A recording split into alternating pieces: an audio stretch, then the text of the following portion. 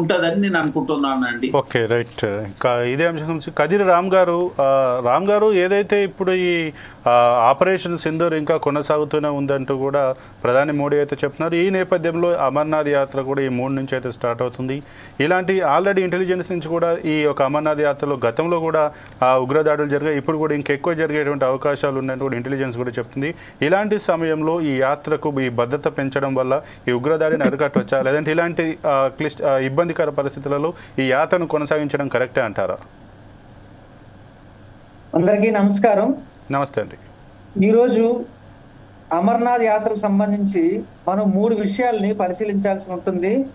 గతంలో అమర్నాథ్ యాత్రికుల మీద జరిగిన దాడుల దృష్ట్యా, ఇటీవల పహల్గాంలో జరిగిన సంఘటన దృష్ట్యా, ఇప్పుడు ఇంటెలిజెన్స్ వర్గాలు అమర్నాథ్ యాత్రికుల మీద దాడులు జరిగే అవకాశం ఉంది అని వస్తున్న సమాచారం దృష్ట్యా మనం కూలంకుషంగా చర్చించాల్సిన అవసరం ఎంతైనా ఉంది.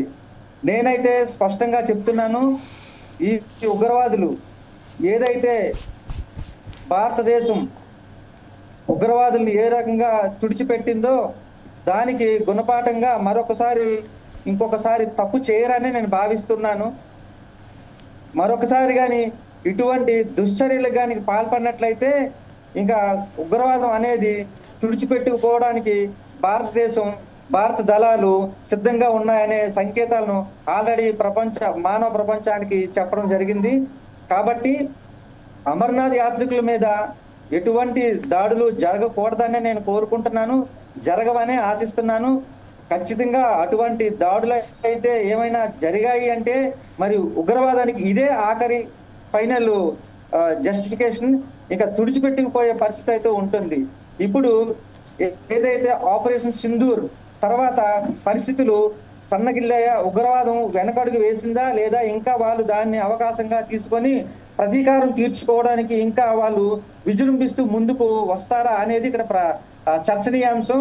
ఇప్పుడు ప్రస్తుతం అంతర్జాతీయంగా జరుగుతున్న చర్చ. ఏదేమైనా రెండూ కూడా ఉగ్రవాదం అనేది ఎట్టి పరిస్థితుల్లో అంతం అవ్వాలి, ఉగ్రవాదులు ఒక అడుగు వెనక్కి వేయాలి, ఇటువంటి దుశ్చర్యలకు పాల్పడకుండా ఉండాల్సిన అవసరం ఎంతైనా ఉంది. భారతదేశం భారత దళాల తాలూకా సత్తా చూసిన తర్వాత కూడా భారతదేశం వైపు వేలెత్తి చూడాలి, కన్నెత్తి చూడాలి అనుకున్న ఉగ్రవాదులకి ఏం చేయడం వల్ల ఉగ్రవాదం లేదా ఉగ్రవాదాన్ని పొంచి పోషిస్తున్న దేశాలను చివరి వరకు వెంట తెరవడానికి, నాశనం చేయడానికి భారతదేశం కట్టుదిట్టంగా కంకణబద్ధమై ఉందో ప్రపంచ మానవ సమాజం ఆల్రెడీ చూసింది.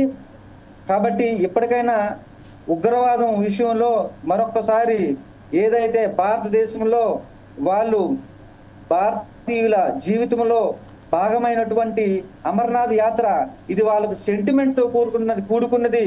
మీరు ఇటువంటి పరిస్థితుల్లో, ఇటువంటి విపత్కర పరిస్థితుల్లో అమర్నాథ్ యాత్ర చేయడము క్షేమమా, సమంజసమా, న్యాయబద్ధమా అనేది ఆలోచించకుండా మీరు ఎన్ని చెప్పినా కూడా ఈ దేశంలో ఉన్న భారతీయులు అమర్నాథ్ యాత్రకి వెళ్ళి తీరుతారు.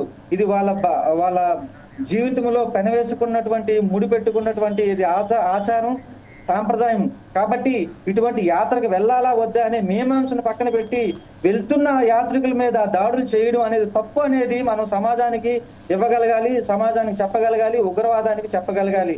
అంతవరకు భారతదేశం ఇప్పుడు 42,000 మంది కేంద్ర రక్షణ దళాలను ఇప్పుడు ఈరోజు ఇక్కడ ఎంప్లాయ్ చేయగలిగింది అంటే, 5 రకాల దళాలను అక్కడ పెట్టగలుగుతుంది అంటే భారతదేశంలో ప్రజాస్వామ్యానికి ఎలాంటి రక్షణ ఉంది అనేది ఇప్పుడు మనకు తేటతెల్లం అవుతుంది. ఇదే పరిస్థితులు గతంలో మన స్వాతంత్రం వచ్చిన దగ్గర నుంచి మనకి ఉగ్రవాదం అనేది ముడిపడి ఉంది భారతదేశానికి, ప్రజాస్వామ్యానికి. కానీ అప్పటి నుంచే కానీ మనం ఇటువంటి కఠిన చర్యలు తీసుకొని ఉండగలిగి ఉంటుంటే ఇప్పుడు ఇటువంటి పరిస్థితులు దాపురించే కాదని నేను భావిస్తున్నాను.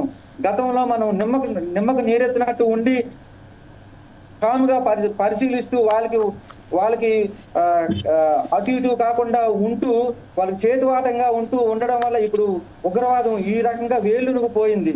ఇప్పుడు ఉన్న పరంగా వాటిని మనం నిరోధించాలి అంటే కష్టతరమైనప్పటికీ కూడా ప్రస్తుతం ప్రభుత్వం ఈ గత 10-15 సంవత్సరాలుగా ఈ ఉగ్రవాదాన్ని తుదముట్టించడానికి ముందడుగులో ఉంది, కఠిన చర్యలు తీసుకుంటుంది.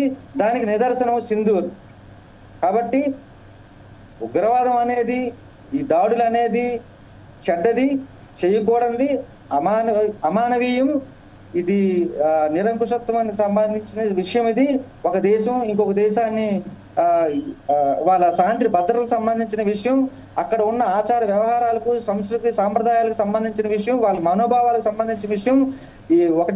ఈ శాంతి భద్రతల విషయానికైనా కూడా, అక్కడ ఉన్న ప్రజల మనోభావాలకు సంబంధించిన విషయానికి కూడా ఇటువంటి దాడులు చేయడం అనేది మంచి పద్ధతి కాదు. కాబట్టి ఉగ్రవాదులు ఒకవేళ ఎటువంటి ప్లాన్లు గీసుకున్నా, ఎటువంటి స్కెచ్లు ఏమన్నా చేసినా కూడా వాటిని విరమించుకోవాలని ఒక భారతీయుడిగా నేను కోరుతున్నాను.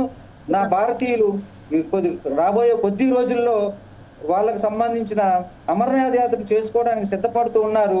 వాళ్ళు క్షేమంగా వెళ్ళి ఆ ఈశ్వరుని, ఆ భగవంతుడి ఈశ్వరుడిని ఆశీస్సులు పొంది క్షేమంగా తిరిగి వస్తారని నేను భావిస్తూ ఉన్నాను. ఎటువంటి దాడులకు, ఎటువంటి నిరంకుశ నియంతృత్వ ఇటువంటి దాడులకు పాల్పడకుండా ప్రజాస్వామ్యాన్ని కాపాడాలని, ఈ భారతదేశం సజావుగా కొనసాగడంలో సహకరించాలని టెర్రరిస్టులు కోరుతున్నాం. లేదంటే టెర్రరిస్టులకు ఎవరైనా మీరు ఒక్క బుల్లెట్ చూపించినా కూడా వేలాది వర్షం, ఆకాశంలో నుంచి బుల్లెట్ల వర్షం కురుస్తుంది. భారతదేశంలో చినుకులు పడతాయి, వర్షం పడుతుంది, కానీ మీ మీద బుల్లెట్ల వర్షం కురుస్తుందని తెలియజేస్తున్నారు. Okay, right. ఇక ఇదే అంశానికి సంబంధించి కోటేశ్వరరావు గారు, ప్రముఖ విశ్లేషకులు, వారి అభిప్రాయం తీసుకుందాం.